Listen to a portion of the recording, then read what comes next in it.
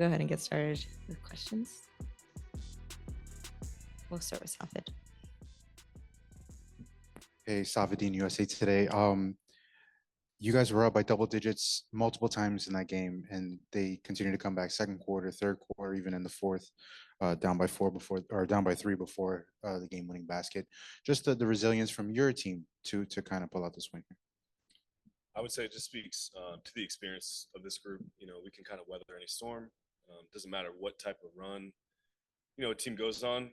There's just a ton of resilience in that locker room, and we feel confident no matter what kind of run a team goes on.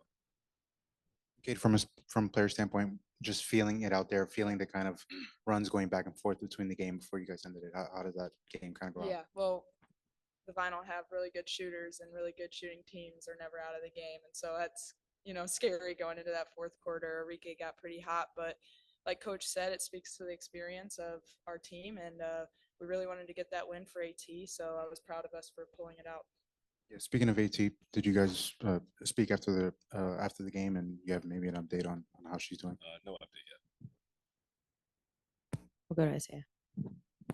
Isaiah Smalls, Miami Herald. Just on AT, how do you guys rally together when you have your leader just get injured? How are you guys able to do that? I think honestly, you just, it happened in the fourth quarter, but you really just want to win for her, right? It's like, you see like our engine, I've seen people call her the engine, when your engine goes down, you have to find ways to pick up the missing piece there. And so I thought Steph came in and did a really good job, played some really good defense there in the fourth quarter. And Mac is always just really solid and, had the game-winning basket and had a couple there in the fourth. And Tip is always solid as well and just brings energy. So I thought everybody did a really good job of doing that. And kind of piggybacking on that play specifically, it kind of speaks to the physicality of this game. How did you see that unfolding, and kind of how are you adjusting to the physicality and pace of these games? Yeah, honestly, I think people would think it's not as physical or fast because it's like a shorter court, but it just makes it so much more physical and so much faster because you're in every single action, offensively and defensively. You can't really hide out there, take a possession off. So somebody is getting hit with a screen, whether it's off ball or on ball, or you're just running around like crazy. And so it makes it fun though, which, that's what you want, is the really physical and fast pace. It's going to make us better, but also, unfortunately, sometimes plays will happen where you might get popped in the mouth or hit on a screen, knee in the thigh, whatever. That's just kind of the name of the game, and it happens. We'll go to Zoom with Erica.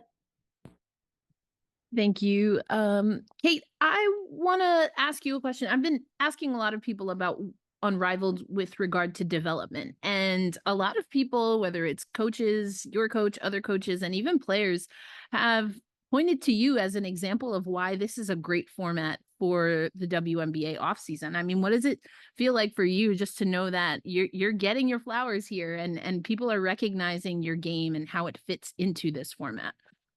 Well, that's much appreciated. But I don't know.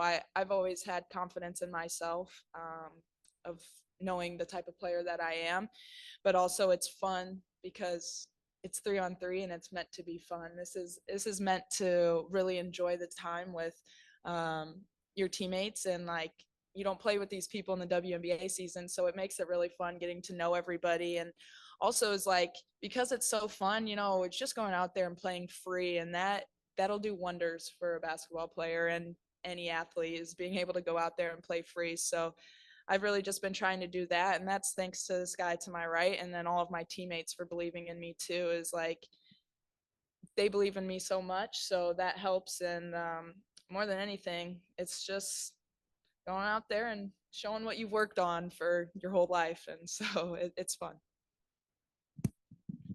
We'll go to Nat on Zoom. Hi, Kate. Congrats on a great game.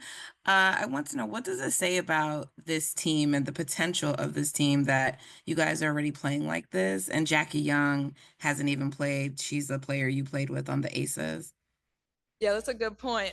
Jackie is definitely a big piece or missing piece to the puzzle, and obviously Jackie's game speaks for itself, and we miss her out there, but she's got to do what's best for her, and she's just going to take it day by day. But um, coach kind of hit on this earlier, is just the experience that everyone has. Like everybody, we've played in what 350 more WNBA games than any other team here in Unrivaled. I contributed about 44, so but so that's just really cool, and like getting to learn from them is something so valuable for me.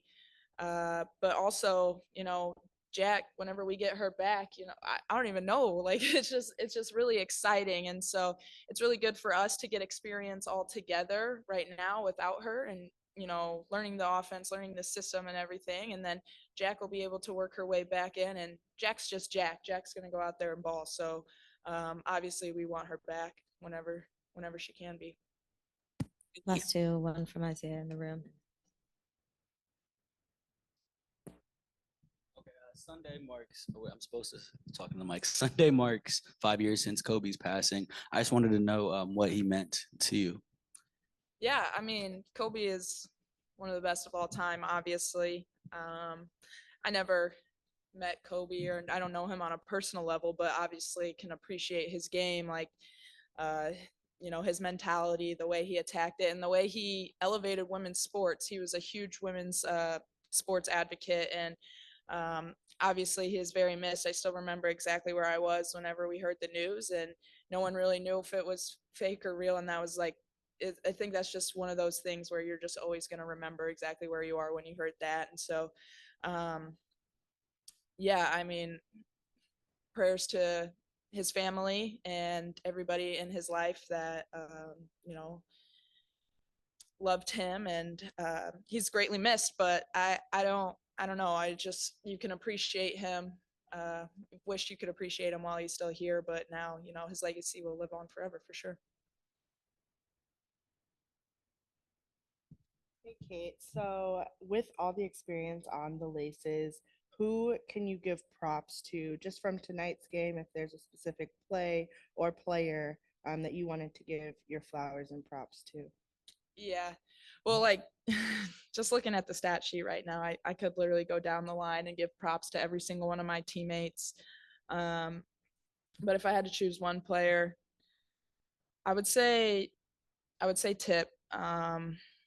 She just really brings the energy always, and on both sides of the ball. And she shot the crap out of it today. So she really kept us in that game, and really lit a fire under our butts. So shout out to Tip. She's just always so steady and always brings the energy, and it's just amazing. You can learn a lot from her. So I definitely give props to Tiffany Hayes. Thank you so much. Thank you. Thanks.